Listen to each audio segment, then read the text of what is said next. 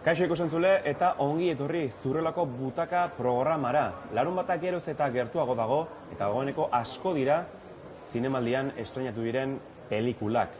Gaurkoan beste bat izango dugu ezaguna, aurretik asko hitz egin delako film honi buruz eta aurrerantzenen hitz egingo delako. Lasa eta Zabala. Aipaturiko filmaren eguna dugu gaurkoa Donostiako zinemaldian eta protagonista bereziki ere izango da gure gaurko Zurrelako Butaka saioan. Horretarako, Jose Portela, filmaren ekoizlea eta Ibaiako presidente dena izango dugu eta berarekin hitz egiteko aukera izango dugu. Era berean, Unax Ugalde aktore protagonistaren hitzak ere bilduko ditugu. Eta, bestalde, adituen solasaldian, bi gonbidatu gaur ere. Batetikan, Andoni Iturbe, Notizia Estaldeko zinema aditu eta kritikaria, eta bestetik, Ander Barinagarrementeria gaztea, Zart kulturan idazten dabilena. Gogoratu behar izugu, Zurrelako Butaka, Amaikak, Berriak eta Irutsuloko hitzak elkarlanen egindako saioa dela eta 3 hedabideen web horrietan zuzenen ikusten ariko zaretela programa, une honetan, edo bestela gauez, Amaika telebistan. Besterik gabe, obrena haste dugunez, hastera baz.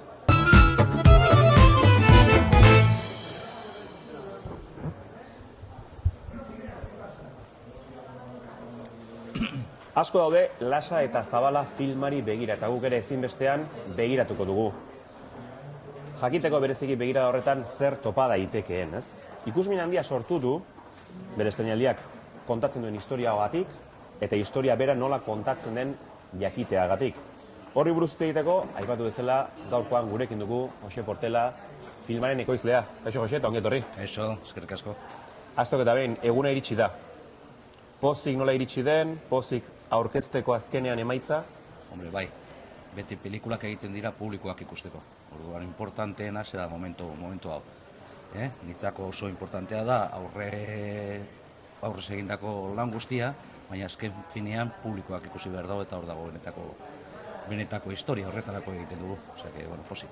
Lantaldean urduritasuna nabari da? Pixka bat bai. Gaiarekin beti beste tensio bat sortzen da, ez bakarrik sinematografikoa, baizik eta beste zera batzuk. Eta orduan, besti urduritasun pixka bat badago, baina normala ikusten dute kontrolatuta. Kontrolatuta beraz, tentsio hori, filmak bere inguruan den tensioa kontrolatuta dago, ez? Hori espero dut. Bai.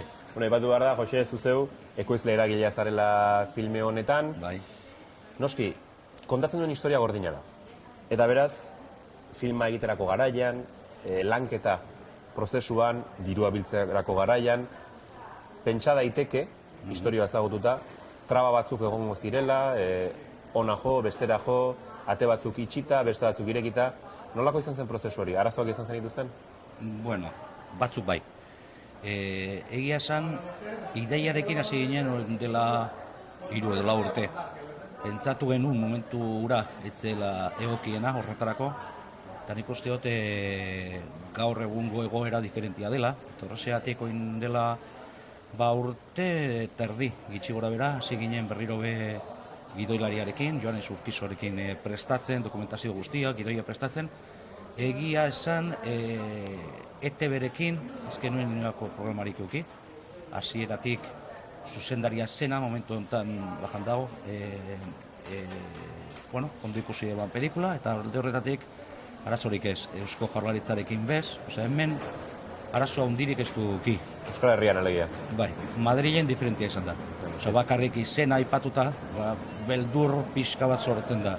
Nik uste dut Katalunian be ikusi dute ben pelikulan, ikusi dute hango telebista sartuko dela, ikusi dute pelikula, eta Madrilen horretan gabe, ondino saltzeko, hor daude, pelikula ondo dagoela, baina nik uste dut ikusi nahi dutela ja zer pasatzen den gaur hemen, eta zer pasatzen den prentsarekin. Orduan hor, bai, arazo batzuk ditugu, baina, normalak.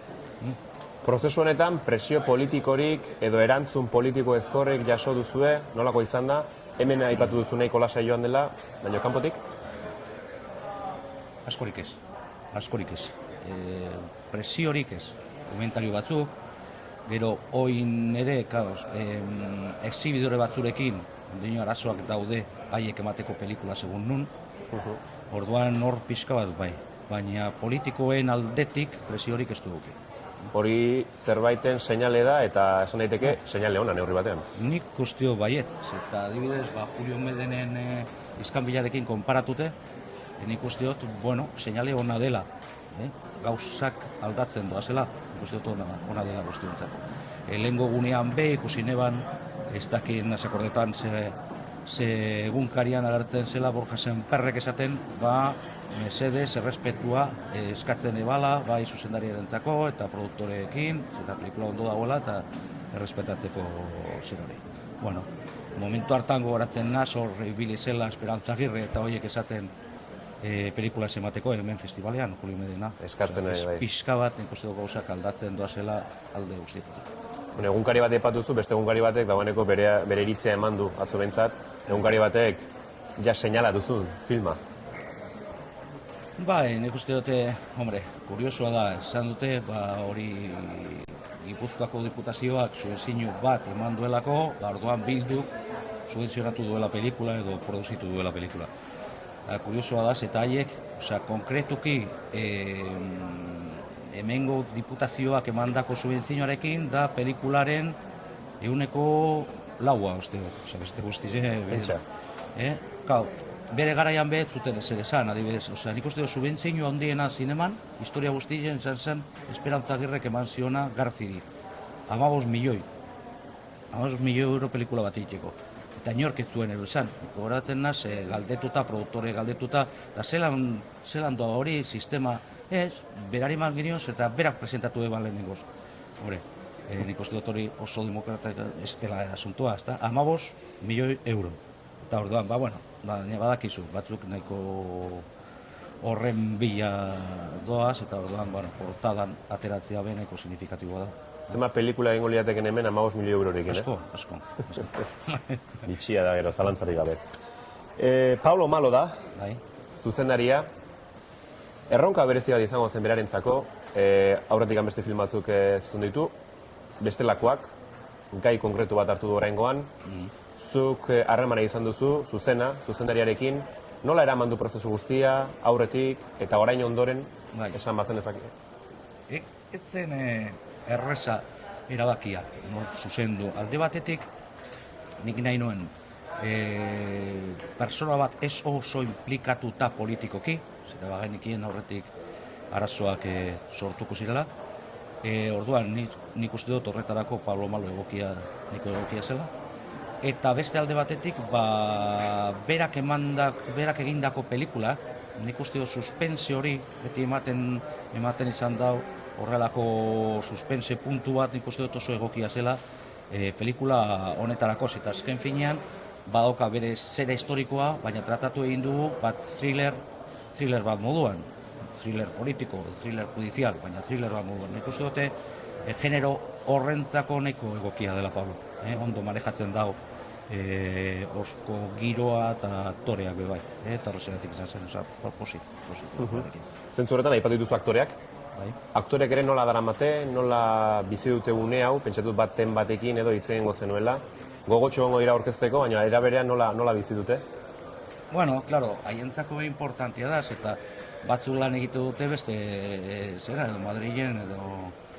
Eta orduan horbe presioak dituzte, zelan sartu zara proiektu honetan edo ez, eta orduan... Zan dituzte presioak, beraz? Bai, komentarioak, ez sartzeko, nahiko arrisku txua zela, eta orduan, pixko bat urduri badaude. Nik uste dut, aktore guztizek egindako lana oso ona dela. Eta nik uste dut, pelikulan kritiketan hori agertuko dela.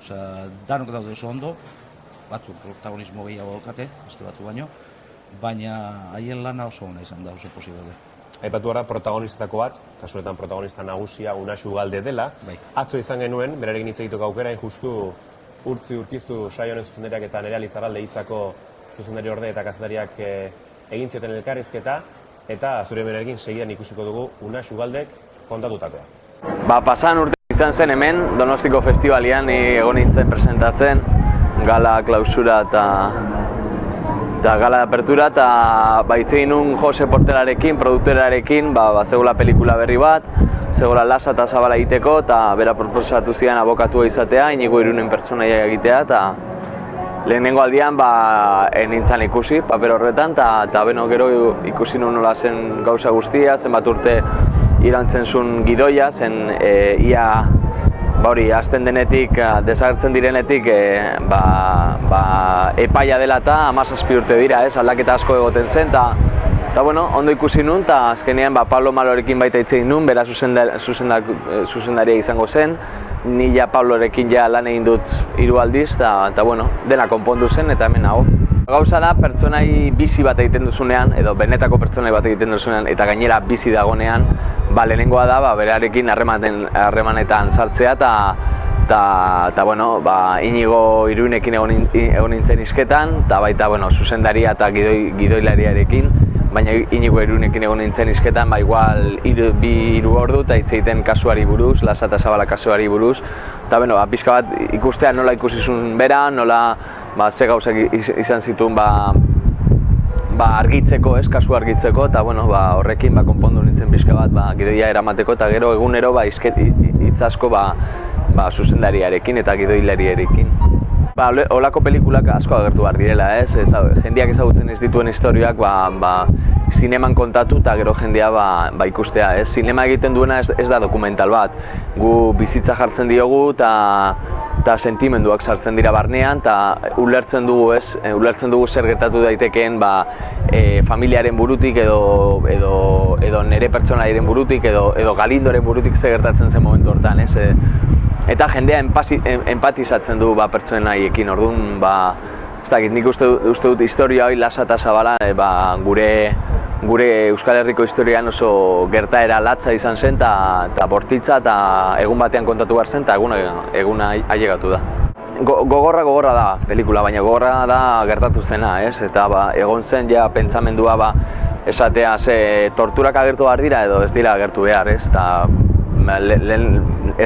zen lana, baina nik Pablorekin hitz egiten nik uste nuen dena agertu behar zela, gauza kontatzen direnean bortizkeri osoa agertu behar da hori ez errepikatzeko eta jende guztiak jakiteko zer gertatu zen, eta badaude gauza asko pelikulan jendea kostatuko zaiona, baina bizitza horrela da eta onena da izan zen bezala errepresentatzia.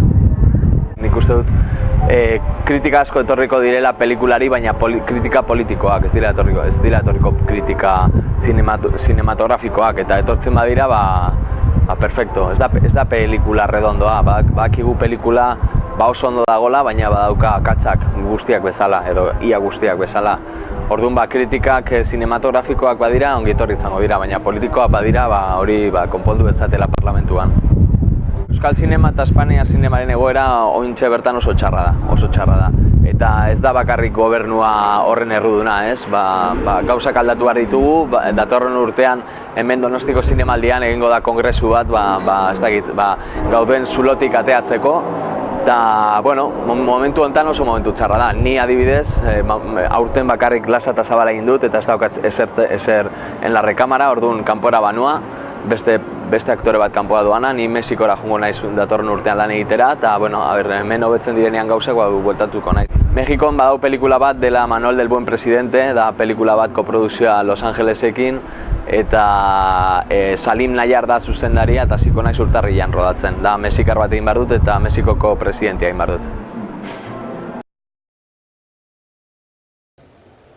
Hortxe genituen Unax Ugalde denitzak, gogoratu behar dugu, Lasa eta Zabala filmean Inigo Irun abokatuaren rola jokatzen duela. Eta hemen dugu Jose Portela ekoizlea, eta ari gara ere pixkanaka ezagutzen nolago izan den prozesua, eta estreinaldiaren egunean ze harrera izan dezakeen eta bereziki nola daramaten hori dena. Kritikak, ikusten duzuen filma atatzen duzun sentsazioa, bereziki kritika ezkorrentzako prestatu zarete, entrenatu zarete, zeren aipatu dugu egon daitezkeela, eta akaso filmaren figura bera desbirtuatu dezaketela, eta atera hortik. Pelikula honetan hori gertatu daiteke. Ikuste dute kritika zinematografikoaren gainean beste beste puntu bat egongo dela, beste lente bat pelikula ikusteko. Orduan, hombre, gustatuko litzaiguke, adibidez, bakarrik komentarioak alde batetik pelikula bada. Gero bestiak sartuko dira, hori badakigu, baina, bueno, daran astuko da. Batzutan komentarioak ez dira bakarrik pelikularen kalitateagatik, baizik eta beste bakoitzaren ikuspuntua sartuta, ez da. Zin dugu ibitatu. Hori zalantzari gabe. Aipatu behar dugu, Zurrelako Butakako hainbat kidek, dagoeneko filma ikusi dugula, eta orokorrean gordina suertatu zaigula, baina, noski, gordina da, baina erreala ere, fikzionatua izan bada ere, erreala ere. Zure ustez, publikoak ere jasoko du mezu hori, alegia, bai, hau filme bada, hau fikzioa da, baina atzean dagoen historia erreala da eta kezkagarria. Bai, nik uste dut errodajian be, hori nabaretzen zela talde guztian, ez bakarrik aktoreekin, baizik eta talde teknikoarekin be bai. Eta orduan, adibidez, egin dezakezu pelikula oso gogorra, Tarantinoren pelikula bat, baina azken fina fikziozko zera bada. Horre egiten ari zena benetazko zera batzu daude, ordino horre familiak be daude, errespetuz lanik behar da, eta hori igertzen zen errodajian. Nik uste dute ikusleen artean be hori nabarituko dela. Osea, fikzioa dela, baina benetan oinarritutako zera oin dela urte gitxi gertatutako gertaera baten. Oan nik uste dut hori horrexegatik pixka bat gogor puntu hori, ez da gehiago nabaritzen da. Senideak aipatu dituzu, ez dakit senidek ikusi duten filma, Inigo Irunek ere akaso abokatok ere ikusi du. Zerbait komendatu dizute, iritzia esatea daukazu, gutxi gora bera gainetik? Bueno, familiarekin pase pribatu bat egin gendun, eta bestean ikusti dut publikoaren aurrian, lehenengo aldiz pelikula ikustea nahiko gogorra dela hientzako. Nahiko txon zirela, 35 lagun edo, alde batetik, pasea nahiko gogorra izan zen, haientzako bai, baina azken finean haien mesua zera da eskerrak emoten. Ondo daudela eta eskerrak emoten pelikula egiteratik. Eta, bueno, uste dut gaur be batzuk etorriko direla. 10-15 bat. Eta gero Tolosan bertan, uste urriak 15 da, uste dut 31. urte horrena, uste egun horretan Baionan desagertu zirela. Orduan, pase bat egingo dugu Tolosan, hango herriarentzako, eta egia esan nahiko ondo portau dire. Nahiko oso ondo portau dire errodajean, laguntzen, eta ez dakiz zer. Eta orduan, urriak 15 Tolosan be pase bat egingo dugu, hango herriarentzako, eta urriak 17 salaretoetan. Zinema komertzetan, orduan, urriaren 17 estrenatuko da. Hori da. Inigo Irunek ere ikusi du? Bai. Nola ikusi du bere burua? Bueno, ezin dute oin diskurbiltu zera batzuk ondo, nire lagunak zete dute oso guapo daula pelikula. Hori bai. Hori zalantzari gabe. Bueno, onartu dago kasu horretan gauza batzuk, benetazko sumarioan oinarritutako zera badela, eta hor bai sartu dugula horrelako aldaketa batzuk dramatizatu egin dugu, eta azken finean ikusten baduzue, Iruin abizena be ez dela aipatzen. Zergatik, konkretuki, Inigo bakarrik agertzen da, edo letrado, edo... Orduan, Inigo Iruinen oinarritutako personaje bada, baina hor lizentzia batzuekin jokatu eta berak onartu dago pelikula badela, eta horrela egin behar dela, eta ondo onartu dago, eta pelikula gustatu zaio da. Lasa eta Zabalak nolabaiteko bide bat jarraitzen du Euskal Herriaren historia politiko-sozialean, hainbat gertari izan dira, hau horitako bat da, lazgarrien artean koka daitekeena. Zure ustez, halako historia errealak zinemara eramateak laguntzen du, zut esango da, akaso erreparazioan edo memoria historikoan, bizik eta beretan gauzak nola izan ziren kontatzen? Nik hori espero du. Zeratik lehen ipatu dut, oin dela 3 edo 4 urte pentsatu gendula gai hauz, eta dokumentazioarekin ikusten da kriston txapuza izan zela alde batetik, basakeri bat, baina gero, epaiketa bera eta dana kriston, eta, bueno, nik uste dut oin egin daitezkela honelako pelikulak, eta denetarik egingo dira, eta ondo dagoela, ezken fina gure memoria historikoan geldituko da zen hori. Nik uste dut errespetuz egiten badira, ondo dagoela egitea. Bukatzeko, Jose, Ibaiako presidente ere bazarela probestuko dugu, eta ikusirik Donostiako Zinemaldian 72. ekitaldean Euskarak eta Euskal Zinemak presentzia nabarmena izaten ari dela eta izango duela ere bai, zein argazki ateratzen dizu gaur egun Euskal Herriko zinemagintzari? Olatu honean dator, egunotan aipatu dugun bezala, edo nola ikusten duzuzuk? Bueno, nik uste dute aurtengoa oso berezia dela. Aurten ikusten ari garen proiektuak martxan jarri ziren orain dela 3 edo 4 urte. Horregatik, handik hona horre kontuak eta berakun dira. Orduan, triunfalismo baten ezin gara jauzi. Orduan, ETB-ren gutzako oso importantea da hemengo telebista publikoa eta hemengo laguntzak. Eta egia esan, berakun dira. Orduan, oin ikusten ari garen emaitza, izan zen bauin dela 6 edo 7 urte egindako ETB-rekin akordio bat sinatu gendun, eta akordio horri esker, horren osteko emaitzak dira, ezta? Momentu honetan, nik uste dut hori zaintzen espada, espejismo bat izan daitekela, eta oin egiten ari dira beste euskerazko pelikula batzuk, baina presupuestuak ez dira oso altuak, eta nik uste dut... Eta dirua kanpoan bilatu behar da. Orduan, nik uste dut akordio batzutara alduzkero ikusten da emaitza onak direla, kalitate aldetik, eta, egin daitekela horrelako pelikula onak hemen, loreak ikusi dugu publikoaren erantzuna ona izan dela. Baina zaindu egin behar da, zaindu egin behar da. Historia onak daude, dirua falta. Historiak eta profesionalak, aktoreak eta profesionalak, baina zaindu egin behar da. Hortxe duzu deialdia Joserena, zaindu egin behar da Euskarazko zinema, Euskal Herriko zinemagintza, eta tira, horrela izan da deila datozen urteetan ere. Jose, eskerrik asko guren izateagatik, oraindik hemen geratu gurekin, zeren beste erreportaje bat dugu prest, harremana duena Lasa eta Zabala filmarekin, izan ere, grabazio garaian, Berriako lankideek, aukera izan zuten Tolosan hitzordu berezi bat egiteko. Lasa eta Zabalaren senideak, Mertxan eta Antza aktoreak, kasu honetan Lasa eta Zabalaren rolak betetzen dituztenak, bateratu egin zituzten Tolosan, herri seinalatuan, eta horrek emandakoaren laburpena prestatu digu Ander Gartzian. Hementxe duzu. Horrenetik izenatzen den. Eskaini zizuenen eta ze historia zan da kontatu zizuenen. Pelikularako lehenengo probatan ez ziguten esan zer inguruan. Baina hala ere behin esan dare... Nire ilusioa eta inarra ez, pelikula hortan nolabait adierazi behar du jendei, holako kaso asko egon direla. Eta josi handala kasotako bat, igual gogorrena da, igual izan da latzena, baina beste kase asko daudela isilik, bere familiak bizitzen dituzte guk bezalaxe. Da izen asko daude hor galek egin dituna, batalion gazu seinalek egin dituna. Eta isilean daude komunikabideetan atera gabe, eta pelikula. Baina pelikula honek balio dezala, eske ezin da gelditzu Josean, ezin da gelditzu Lasa Zabala. Ni junezkero ala eta guztiziren nahi dudana da alde positiboa ikusi.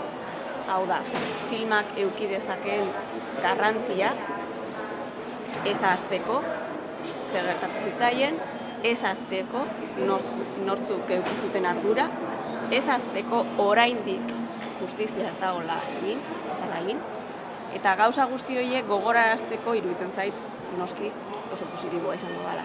Orduan, junezkero pixkat burua prestatuta eduki behar dezu gainezka etortzeko emozio negatiboak.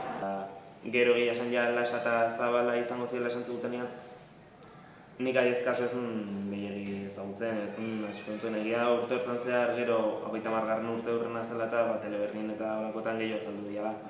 Baina momentu hortan ez duen gehiago ezagutzen. Personaje edo probak lantzen genitunean ikusi ditugula bai aeroportun gertatuakoak, edo bai Iderrian gertatuakoak, edo aurrerago baita ere Triangulo plazan egontzen beste manifestaldi horren gertatuakoak.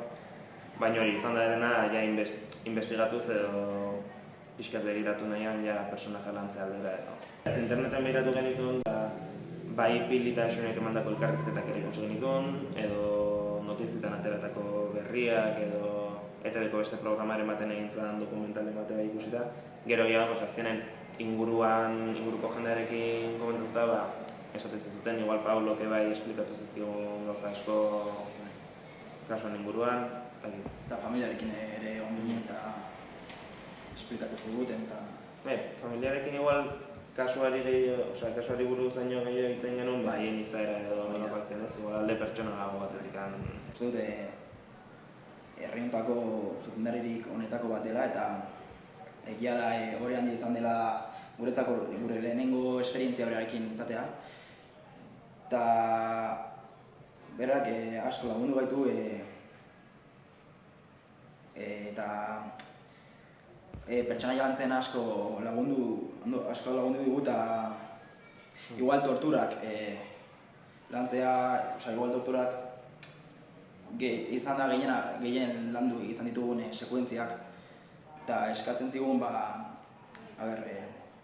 naturaltasuna. Nik uste, naturaltasuna gehiago eskatzen zigula Baionan edo eman zitezkeen estenatan, eta gero torturen atloan edo baita ere heriotzan momentuan edo pixkat oreka bat bilatzea, azkenean dena, torturatan, bai landu ditugu alde teknikotikan golpeak edo garrasiak, intensidadea edo azkenen bilatzen dena bai irudi bat delako eta representazio bat, ez? Azkenen egingo momentutan ez dugu eztare benetako golperi jaso, minik jaso, orduan nola iritsi benetan representatzera zer izan zen holakoa, ez? Gero baita ere heriotzan momentuan oreka bat bilatu gogor eta krudeltasunaren artean eta emozio puntu hori benetan pertsona bat entzako zer izango litzateke momentu horretan egotea ez. Azkenean pixkat iritsi puntu batera ideologiak aztu eta pertsona horri gerturatu edo giza alde batetik ez.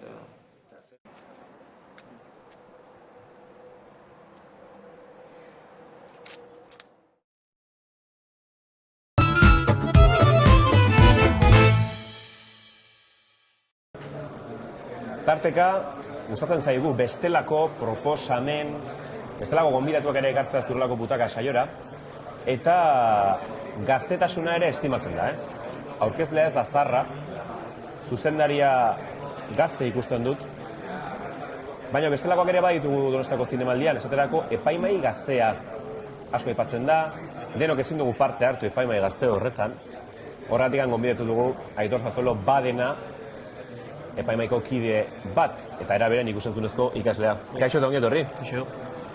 Bueno, maratoia luze doa, pasaden astetikan, azteko da bain nola daramazu, edo nola daramazue epaimai gazteko kideek? Nahiko ondo drama hau asuntua, pixka batzutan zaila itea, bazkaldu ondoen pelikula desente ikusi bertuztu, bat ikusi bertuztu eta pixka nekatu eta desente izuzea, goiztutan bai, baina generalen sentsaziona eta urrengo urtean errepikatzeko gokine bai. Bizita soziali gabe dena zinemaldia, ezta? Bai, hori da. Eta ez dakit zenbatu dituzun, edo baino zenbat film ikusi dituzu orain arte? Hogei edo gehiago. Ez da bitzateke asuntua bai, hortik, hogei pelikula inguru. Eta hogeitik zenbarri balio dute? Desente. Desentek? Bai. Hori seinale hona da? Bai, seinale hona. Aipatu behar da, sailak asko direla, ez dakit epaimai gazteak nola funtzionatzen duen alegia. Sail diferentetako filmak ikusten duzue, badaude bereziki batzuk aukeratuta, nola da funtzionamendua? Derrigorrez ikusi behar ditugu Horizontes Latinoseiko 6 pelikula, saia luzta baino bakarrik horiek. Nahi dituzuenak? Ez, aukeratuta daude, Horizontes Latinoseiko 6 inguru ikustea eta gero zuzendari berriko pelikula guzti ikusi behar ditugu. Gero, inezakeguna da, gure ordutegin ez badia sartzen, beste pelikula batzuk ikusi itzazkegu, hau da sekzio ofizialetakoak, edo Perlaseko pelikula batzuk, eta desente ikusitugu beste pelikulak bai. Sabas zinema eta kulinari zinema aparte geletzen dira? Bai, aparte geratu dira, bai. Ez dakit zegarratzen den bisail horiekin, niri kulinari zinema asko gustatzen zait. Batez ere jakiengatik, ez beste arrazoiengatik baina tira. Aipatu dituzu bereziki bi direla sailak, epaimai gazteak, dituenak aztertzeko eta analisi batzuk eta gerora eskaintzeko. Nire bat hasiko gara zuzendari berriak saietik denak ikusi behar dituzuela. Nola doa, zeren bertan bai film interesgarri batzuk aurkeztu direla, adituek hemen aipatu digute. Konpromiso batean jarriko zaitu noski. Eskatuko dizut pare bat on seinalatzeko eta gustatu ez zaizun bat. Honekin goaz. Bale, ondo. Zeintzuk gustu zaizkian, gatuko nintzateke In Her Place-ekin, korearra, eta gero nimi bai gustatu zitzaidan, eta atzo oso, zuzendarriko beste bakapuru, baina intxu bertan titulazioa itateatzen, ez dakitzen, ez nazogatzen, baina horiekin jatuko nintzateke, bi horiekin. Eta zergatik horiekin? Zagit bere ondo egina daudelako, historia ondo jorratuta dago, eta pertsonaiek oso, aktoreik oso lan hona ditu dutelako. Eta zerrenda beltzera zein sartzen duzu? Zerrenda beltzera, sartuko nuke Limbo, ez dakit, ez non... Izenak egiten dio referentzia? Emaitzari?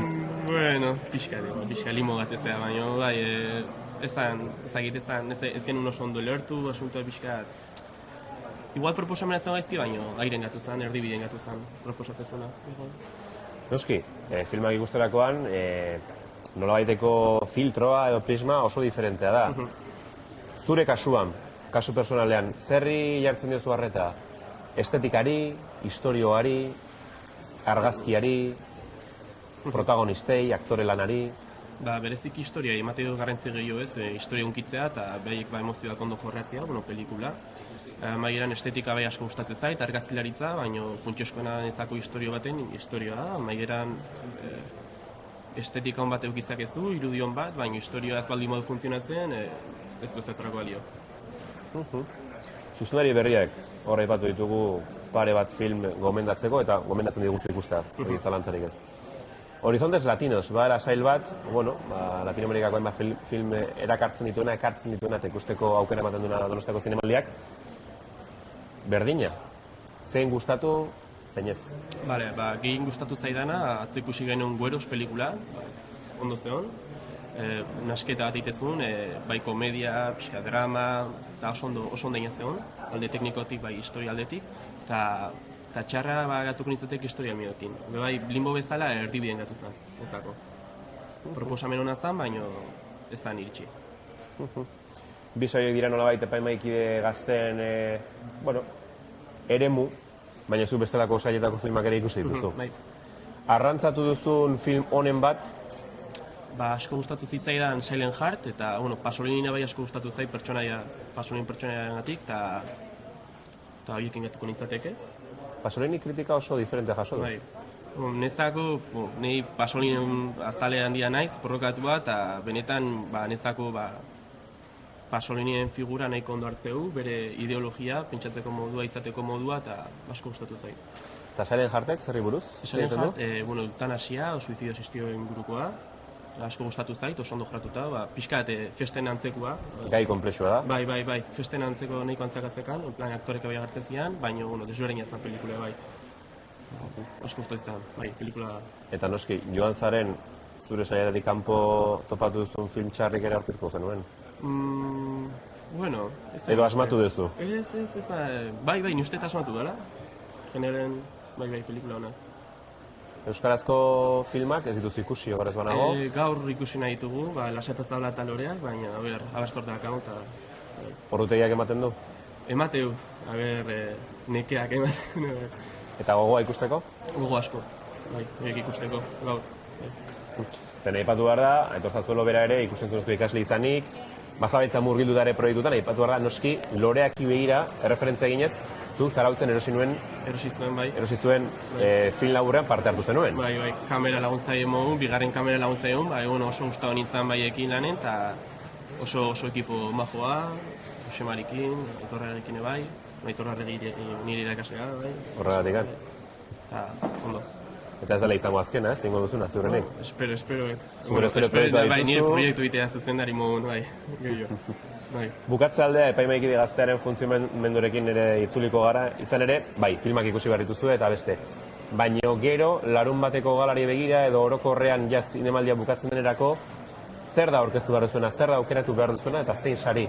Edo sari hori nola aukeratzen duzue?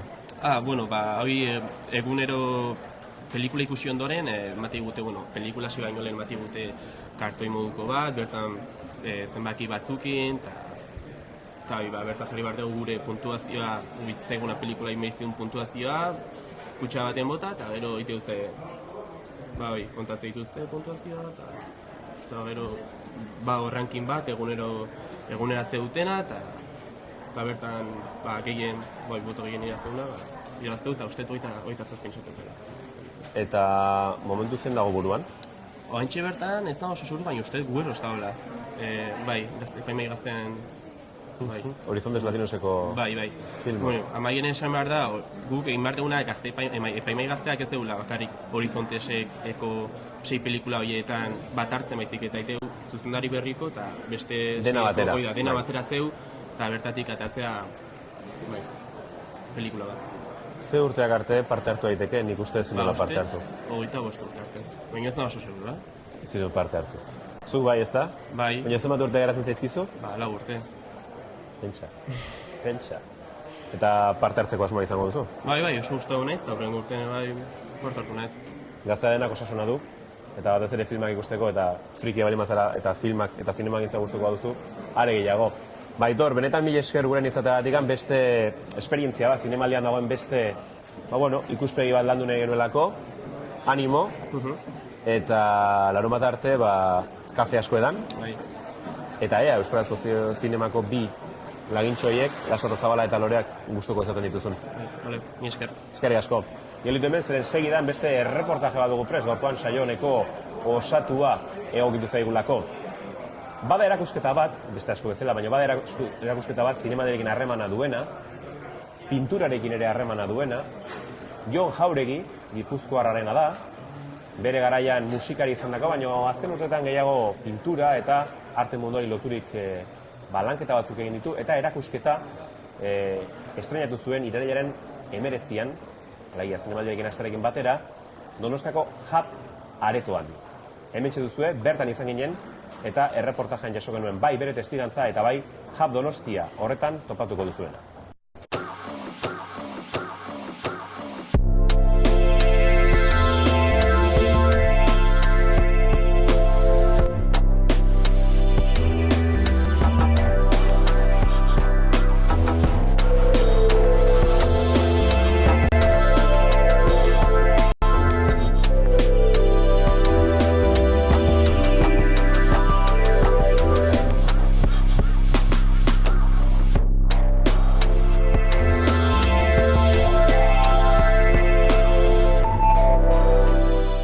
Aurkezten ditut 14 leiho, nire mundua pixka bat ezagutzeko. Eta, leiho hauek gaur daude zinemaldiarekin lotuta. Lokala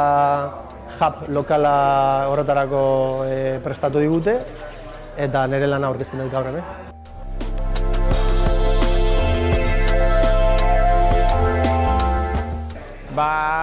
Hub Donostia da maila lokalean, hemen Euskal Herri mailan sortu dugun proiektua, espazioa, gunea. Bertan proiektu sozialak garatzeko helburuarekin, ez? Bertan jendea bere proiektu ezberdinekin etortzen da, daudela bere garatze fase ezberdinetan, eta hemen bai aholkularitza, elkarlana, nola proiektua hobeto, nola finantziazioa lortu, lantzen dira aspektu ezberdinak.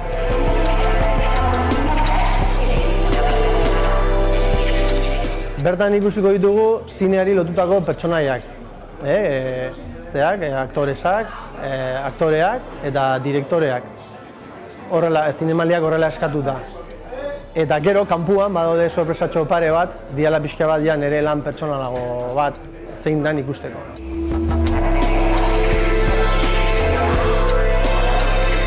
Kuadro hauek gehienak espreski esposizio hontarako eginda daude. Egia da ni erretratista naizela, nik bi adar bat ditut adar abstraktoago bat eta badakat adar retratistagoago bat. Eta saiatu naiz biak uztartzen. Egia da, retratoak gelditu diala, baina, gustora nago. Erronka bat izan da niretzako, gainera oso denbora gutxian, eta nahiko gustora gelditu naiz, bai.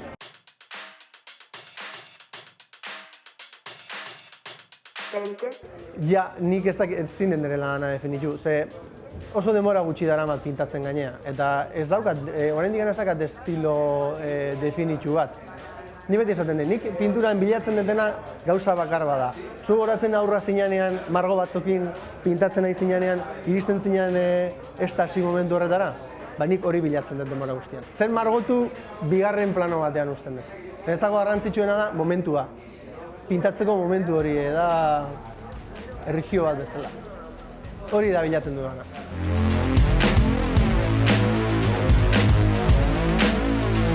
Bai, bira gaude Urdaneta 4 kalean, Urdaneta kalean, hau dago Prim alde batean dago eta beste aldean dago Hondarribi kalea. Eta ni beti esplikatu dut, jartzen zea Koldo Mitxel bizkarretan dezula eta eskubitara gelditzen den kalea da, Urdaneta kalea. Eta ikusiko dezute kartela handi batzutan, jap, sartu eta gozatu.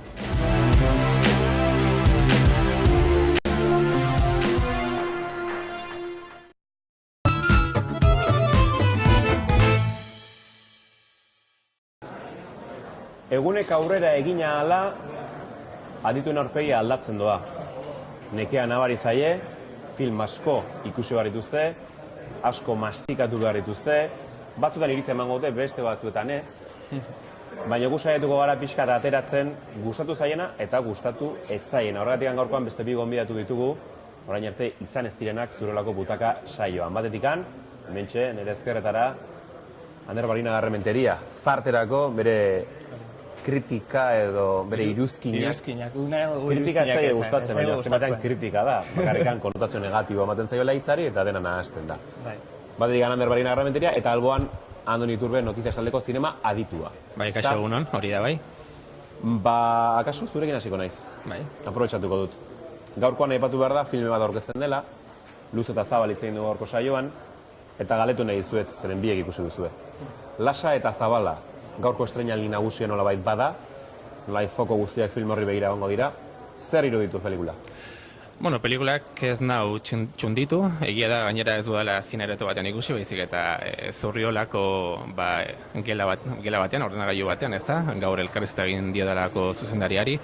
Eta, bueno, thriller moduan funtzionatzen du, thriller politiko edo judiezela egiten du, eta kontua da, Unasu Galdaren papera bera, ematen du askotan euskaran zentratzen dela gehiegi, ondo txukun egitean, ez diola paperari halako karisma berezirik ematen, ez da, orduan, berak paper protagonista izan da, pelikula gelditzen da nola baita esatearen, TV movie, faktura honeko TV movie baten itxura horretan, ez da, orduan, neurri batean pelikulak gainera Euskal Herritik kanpora ere ez dakiz zen baterainoko arrakasta izan dezakeen, gainera, orain justu Madrileko kazetari bat egiten ebiela esaten zuen, lastima ez da, pelikula ausarta dela, baina azkenean ez duela ez gal eta ez eta kide hitzak aipatzen eta gian jendea deskolokatu egin daitekela ez da pelikula hori ikusten edo.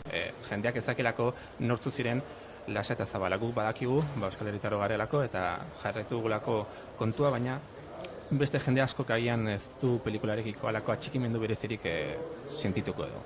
Beraz, historiaren kontaketa berak eta zinematografioak nola daun kontatutak ez zaitu guztiz konbentzitu. Palo Maloren talentua aitortzen dut, zinegile moduan asko gustatzen zait, baina neurri batean bere enkaruzko lana izan denez, berak ere alako puzzle antzeko bat egin bari izan du pelikula orekatu nahian.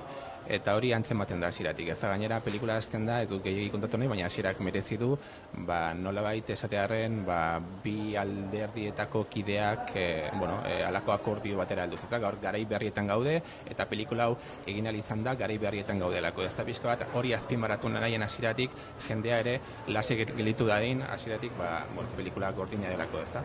Baina, pelikulak ez nautxun ditu, baina aitortzen dut Palo Maloren zuzendaritza, maila batzuetan aparte. Zu bustizara, saiatu barria Ander Bustidadin, zer iruditu Lasa eta Zabala? Pelikula entretenigarria da, ez dugu esango kontrakorik, baina ez dakit, ez nahu horren beste bete edo ez da, espero nuen bezain indartxo, gogorra da, baina hori, kontzientziatuta basoaz eta historia ezagutuz gero, baina berak komentatu duena, ez? Apur bat kanpokoarentzat, eta nik uste dut hori ikusi dela prentsa pasean. Egon da jendea, batek pelikula bukaeran oiukatu du, baina hau nok finantzatzen du hau. Ez, eta orduan izan da apur bat nik uste dut, historia ezagutu ezean ez dela engantzatzeko horren erreza. Thriller bezala objetiboki ikusi eta historikoki kokatu gabe nik uste dut zaila dela sartzea, zailagoa dela kanpoko batentzat sartzea. Baina, historia ezagututa nik uste dut pelikula txukuna dela, ikusi gula zinemaldi honetan ja Euskal Herrian ere ekoitzi daitezkela gauza potenteagoak, teknikoki ere maila hobea eman dugula, eta etorkizunan ere nik uste dut, ez? Hortik joan beharko lukeela bideak behintzat. Aipatu duzu Euskal Herriko zinemagintza, ezinbestean galdetu behar izuetea loreak ikusi duzuen. Bai, loreak guztu zait, bai, hasieratik bukaraino eta pozo naiz, behingoz, Euskal Herriko euskaraz egindako pelikula sekzio ofizialean dagoelako, eza. Gusten zait pelikula egin aurretik nahiko mamitua dagoelako, pelikularen inguruan asko hitz egin dutela nabari delako, bai pertsonaien ogibideak, keinuak, eta prentsaurrekoan ere aktoreek hitz egin zituten pertsonajekiko bere bizitza guztia ezagutuko alute bezala, ez da? Horrek esan nahi du atzean lan asko egin dela, ez da? Gainera, loreak, bai titularen erabilera bere asko gustu du zait, ez da? Nola ematen dioten esangura berezi bat, ez da? Nolabait esatearren, bai esangura eta adierazleen dialektika bat sortzen du, ez da? Alako keinu edo objektu txikietatik, ez da? Pertsonaje bakoitzak bere balore ematen delako loreak hitzari. Eta, pelikula oso txukuna da, zentzu guztietan bai gidoi aldetik, zuzendaritza aldetik, eta, nik uste dute gainera ikusita sekzio ofizialeko epaimaikideek izan dut, Euskal Herrian daudela, euskaraz egin delengo pelikula dela, horrek ere eragin dizaiekela alako txundipen zentzu bat, ez da ikusita jendeak ere txalotu duela pelikula eta merezuelako pelikula honek. Ea honetan ere ados dagoen, Ander? Bai, niri asko gustatu zaidan pelikula bat da, gogoak nituen ikusteko, orduan ja ez zara objektiboa, ez? Basoaz ja beste ikuspegi batekin ikustera pelikula. Baina bai, nik uste dut ja behingoz utzi digula euskaraz eginiko pelikula generokoa izateari eta hasi garela beste genero batzuetako pelikulak egiten euskaraz eta euskaratik, ez? Baina bai, ja uste dut alde batera utzi digula euskarazko zinema esparru hori genero bezala, ez? Hor dagoen zerbait da eta nik uste dut honetan gainera, harritu nagoena da kritiko askok, Espainiar kritiko askok eta nazioartean ere bai, nahiko ondo jarri dutela eta favoritoetako bezala entzuten da. Eta harritu nagoena da hori, ez? Batzuek nola aitortzen zuten, hau izango da nazionalismoari kontzesio bat, eta ez, harrituta geratu naiz, pelikula ona da eta merezi du, ez? Eta gero azpimarratzekoa da bai aktoren lana, nik uste dut bagola kriston lana eginda, Nagore Aranburu amarrekoa da, maskorra eramateko moduan, niretzat, Itziar Ituño, Itziar Aizpuru, Itziar Biak, nik uste dut pelikula borobila dela eta gero teknikoki ere Euskal Herrian ekoitzitako lan oso, aurrekontu gutxirekin ere gauza handiak egin litezkela ikusi da nire ustez behintzat. Zuk aipa duzu hor kontu bat eta saio honetan loreak buruz hitz egin dugunean askotan, hausnarketa hori plazaratu da, alegia, filma ikustean, euskaraz dela, ahaztu egiten zaigula. Eta ari garela zinea ikusten. Ez gaudela euskaraz ondo ahoskatzen duen, ea Goenkale fenomenoa, hor bihurri izango nahi zurekin, ea Goenkale fenomenoa gainditzen duen, eta ematen du baietz, eta funtzionatzen duela. Bai, nik uste dut aurreko filmak ere, bai, azkenan 80 egunean ere desberdina zen, ez? Behar da, nik uste dut ikuspegi kontu bat ekoizpena planteatzen den momentutik, ez? Orain hasi gara askotan ikusten erderaz sortutako pelikulak itzultzen direla, gidoia itzultzen da, zuzendariak berak ez daki euskeraz, eta hori nola transmititu zure ideiak edo pentsatzen duzun hori aktorei, zu ez pasa, zuretzat dena ondo badago, ez daki nik beste hizkuntza baten ezingo nuke inor zuzendu, ez? Eta nik uste dut honetan igartzen dela, aktorek egin dutela lana, jesarri direla, aurre produkzio lanean mailaren inguruan lan asko egin dela, eta gero hori nik uste dut ikusten dela emaitzan, ez? Bai, emaitza ona da, eta askotan zuk esan duzun moduan gaude euskaraz entzuten, eta gero azpititulak ere irakurtzen edo nolabait hutsune batzuk ere ikusi dituelako, eza? Elasa eta Zabalan adibidez unasek erruduna dio, eta gero asesinos irakurri nuen, gero azpitituloetan, eza? Batzuetan, nahiz eta euskara jatorrean hitz egin, eta loreaken euskara jatorrean hitz egiten dute, ulertzeko moduan eta era sinesgarri batean, beti nago azkenean azpititulak eren ikusi nahian zer dioten, ez da, edo ondo mezua edo ondo itzulita dagoen, ez da, eta, loreaken kasuan, pozgarria da, lehen esan dudan moduan, eta espero dut hemendik aurrera ere, euskaraz egindako zineak ere, horrelako emaitzak erein ditzala. Zalantzari gabe, sail ofizialari begira jarriko gara, beraz, Ander egin hitz egingo dugu, zere noski, loreak sail ofizialan dago, beste asko bezala, favoritok asko dira, badirudi The Drop asko gustuko izan dutela, La Isla Minimak ere akaso favoritismo maila izan dezake. Zure ustez, sail ofizialan orain arte eskainiren filmetatikan zeintzuk nabarmendu behar dira eta zeintzuk egon daitezke Urrezko Maskorra lortzeko lehian? Esan dituzun hiru horiek niri adibidez asko gustatu zaizkit. Baina adibidez The Drop ez dut ikusten irabazteko bezala daukan faktura amerikar horregatik. Loreak gustatuko litzaidake loreakek irabaztean. Zerbait behintzat. Zerbait egingo du, ez? Asko entzuten da hortik, eta objektiboaren naiz, baina gustatuko litzakit, izango litzateke euskaraz eginiko zinearentzat legitimazio bat irabaztea, eta polita, etxean irabaztea ere polita da, ze hauek ohituta daude kanpoan irabaztera, baina hemen askorik ez? Eta La Isla Minimak ere aukerak ditu Fernando Bobaira ekoizlea izanik eta La Isla Minimako ekoizleen laguna izanik utor presionatuko duela zerbait eramateko, eta bi horiek entzuten dira asko favorito bezala. Gero zeintzuken ituzken edo ez ditudan ikusten inondik inora bez, Automata ez zait bat ere gustatu, igual Kriston meritu dauka 6 milioi ekin bakarrik horrelako pelikula bat egiten, horrela saldu dute, low cost bat dela, baina nik uste dut hor lehenengo gidoion bat behar dela, eta nik behintzat ez dut hori ikusi eta ez zait askorik gustatu. Gero, aipatzekoak, azkenan hainbeste ikusten ditugu ez dakiala, ez? Prozesatu. Oiek, aipatu dituzun, zuk aipatu dituzun hirurak bai, gero Phoenix ere gustatu zait, Petzolten Phoenix, eta horrek ere aukerak izan ditzake, denerik egon da, horri igual jendea, ez dakit ikusi duzun. Jendea asko gustatu zaie, beste batzuei ez daie sinesgarria iruditu, berdinak antzeko zerbait geratu. Horrekin ere batzuei gustatu zaie, lebroi bat iruditu zaie, nik uste dut ondo, proposamena ondo defendatu. Inoiz ez da jakiten, azkenan ikuste dituzu eta izakilako urte hartan, inok ez zuen espero inondik inora, eta horregatik bakarrik nik uste loreak zerbait edo mendezakela. Epaimaia aldatzen da noski. Aldatzen da. Baina tendentzia daude, zuk aipatu dituzun presioak daude, eta loreak baduka zerbait alde. Eta da, ekoizle prozesu hortan, babesle nagusi bat, zinemataren babesle nagusi bat dagoela. Beraz, ikusiko da.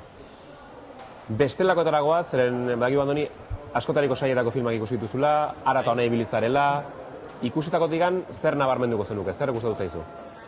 Bueno, egia ikusi nahiko nukela adibidez Dorothy Adnerren pelikula gehiago, ez da? Azkenean, zinemaldi izan behar da baitaren horri batean ezoiko pelikulak ikusteko, ez da? Azkenean, harribitxiak, zine esteinaldia moduan elastetik ikusiko ditugu, eta Dorothy Adnerren pelikulak bazaia da zine areto baten gutxinez ikustea, ez da? Eta ikusi dituan, pelikulen artean egia da harribitxi batzuk ere ikusi dituala, zabaltegin, eta, kuriosidad neukan Berlinalen irabazi zuen urrezko hartza ikusteko, ez da? Boyhood pelikularik kendu ziolako azken momentuan urrezko hartza, ez da? Sorpresa izan zelako, eta egia da, bisualki pelikula gustatu zedeala, pelikula txinatarra da, eta bertako mafia eta zine beltza islatzen duela, fen fatal ohiko batekin. Zein da izenburua? Black Coal pelikula da, eta Berlinalen ere zen pelikula favoritoa, eta, bisualki asko gustatu zait, baina, neurri batean, baditolako alako atmosfera osatzen berezi bat, baina, pertsonajeak ere guztiak ez diate txundit, pelikula interesgarria. Bestelako harribitxirik topatu duzu? Ukrainako pelikula bat. Zein, Gormutuena? Bai, Gormutuena. Asko azaldu da hemen, zurelako butakan. Ikusi beharko dut? Bai, ez da... Itzik ez dago, gainera? Zine mutua ez da, azkenean lengoia erabiltzen dutelako, eta, ez du ezer berezirik asmatzen, hau da, indarkeria modu lehor batean ere, dagoeneko alako eskola bat Europan, zine mota hori azaltzeko, baina gustora ikusunen pelikula izan zen, eta, batzuk atera egin ziren aretotik, zuk jasan zenuen? Bai, ni jasan nuen, eta momentu askotan gozatu egin nuen, ez da? Kurioso da, eta zerrenda beltz horretan, Ander gaipatu ditu batzuk, baina zuk ere, seguraski, aukeratu eta damutuko zinen bat ikusi izanaz? Nik uste Damutu gutxitan, damutzen naizela nien naisekula zinereto batetik atera adibidez, eta ez dut uste aterako naizenik. Hori errespetua da? Bai, errespetua delako, eta azkenean lan badagoelako hor, eta nik uste pelikula guztietatik zer alako irakurketa bat egin litekela, ezta? Eta bueno, batzuetan ere interesgarria da zuzendariarekin hitz egin eta aurrez aurre zu ikusitako hori eta berak egindako horren artean alako elkarrizketa bat sortzea, ezta? Askotan, ikusi da adibidez Los tontos y los estúpidos, ez da? Gaskonen pelikula, berak beste asmo bat zeukan, beste pelikula nahi zuen, aurrekontu potolago batekin, eta azkenean bi sosekin pelikula bat egin du. Pelikula hori adibidez epaitzea ikusita prozesu guztia aldatu behar izan duela, gidoia bera, zuzendaritza bera, eta bi sosekin egindako pelikula moduan aztertzen badugu, etortzen dion horri batean, badagoela alako lanketa bat, ezta? Baina pelikula moduan gero publikoak ordainduko luke 8, 6, 7 euro pelikula hori ikusteko, ulertzen dut agian jendeak beste proposamen batzuk nahi dituela. Baina, nik esaten dizut, nik pelikula guztiak, edozein pelikula ikusteko gai naizela, eta zinereto batetik naizela sekula atera. Labur eskatuko dizuet biei, zugan hasiten nahi baduzu. Nire gustatu zait, Los tontos y los estúpidos nik gomendatuko nuke. Ez dakit azkenean den gidoiaren lehenengo irakurketa hori igual publiko oso espezifikoarentzat dago egina, baina nik uste dut... Antzerkia estimatu ezakena. Claro, antzerkia edo lehenengo, edo ziniko lehenengo entxegoak edo lehenengo irakurketa horietan egon denak edo ikusi duenak zer den hori, nik uste dut gehiago estimatuko duela, baina, niri gustatu zait. Zuk hartu duzunez mikrofonoa, aipatzen ari nintzena, labur bada ere, larunbata bitarte, horrendik beste hainbat film ikusiko dituzue. Badago bereziki bat ikusi nahi duzuena? Ni kuriositatea daukat La Cuestaren azkena ikusteko. Aurrekoarekin geratu nintzen ez horren desilusionatuta edo, eta gero jarraitu den ibilbidea ikusita ez dakit, hau izango den genialidade bat, edo egin duen zinea nahiko alternatiboa da, eta ez dakit jendeak ikusiko lukeen, ordainduko lukeen La Cuestaren filmak ikustera joatearren. Eta hau ostera guztiz komertziala edo ematen du, kriston promozio egiten ari dira, aktoreak ezagunak dira, orduan ez dakit zer, hori ikusteko gogoa badaukat. Irrika berezia. Zure kasuan, Andoni? Orain Pedro Almodovarrek ekoitzitako pelikula ikusteko asmoa neukan, eta sekzio ofizialeko pelikularen bat, ez da, bagien pelikula korearra edo ikusteko gogoa daukat. Eta, esan dizu moduan, agian Dorothy Anderren pelikularen bat edo ikusteko, ez da, zinemaldian ere badagoelako aukera alako harribitxiak ikusteko. Zuek ere Saba Zinema eta Kulinari Zinema gutxi, ez da? Gutxi. Eta festa gutxi, baita. Festa gutxi? Hombre, lan egitea tokatzen zaizue. Batzuk egin dute, baina lan egitea tokatzen zaizue. Andoni Iturbe, Ander Barina Garramenteria, mila esker biei, segi lanean, oraindik larun bat arte tokatzen zaizuelako, eta zuei ere esango dizut berdina, kafea behar baduzue hartu lasai, zeren laguntzen du neurri batean halako egunak aurrera eramaten. Eskerrik asko biei. Eta guk ere dagoeneko bukatu behar dugu, aipatu behar da, noski, ohiko gomendioa prest izango dugula, fokoak itzali aurretik. Gaurkoan, hain justu, asmatu ze zikloko filma gomendatuko dizuegun? Savage ziklokoa, nolabait, oso horren, edo ez den estimatu den, ziklo batekoa. Pelikula Valley Uprising da, eta bi estatu batuarrak zuzendurikoa da. Nick Rosen eta Peter Mortimer. Aipaturiko filmaren trailerarekin bukatuko dugu saioa, eta beraz, gogoratu, bihar berriz ere, gurekin izateko aukera izango duzuela Zuirolako butakan. Besterik gabe, izan ondo, eta bihar arte.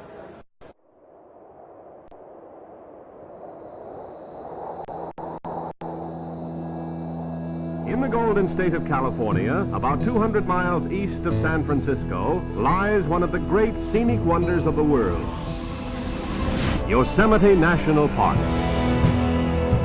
We were living on the fringes of society. Hardcore, really devoted climbers trying to raise the standards, push themselves. We had a purpose. Only through climbing can you find yourself. Bullshit like that. Climbing in those days was not a respectable activity to be doing. It was an outlaw activity. The idea of devoting your life to climbing didn't exist anywhere else. We were going to climb forever, and that was the extent of it. No one has ventured onto walls like this. So huge, you'd be on it the rest of your life. Why in God's green earth do you guys climb mountains? Because we're insane. In Yosemite Valley, climbing went from a fringe activity to a full-blown culture and sport. The next generation had arrived. It was us. Get out of the way. Here we are. Sex, drugs, rock and roll, climbing. Fingers of steel, zero body fat, lots of testosterone. If you fall and you hit the ground, you die. All these years later, that fire is still burning in the heart of the valley.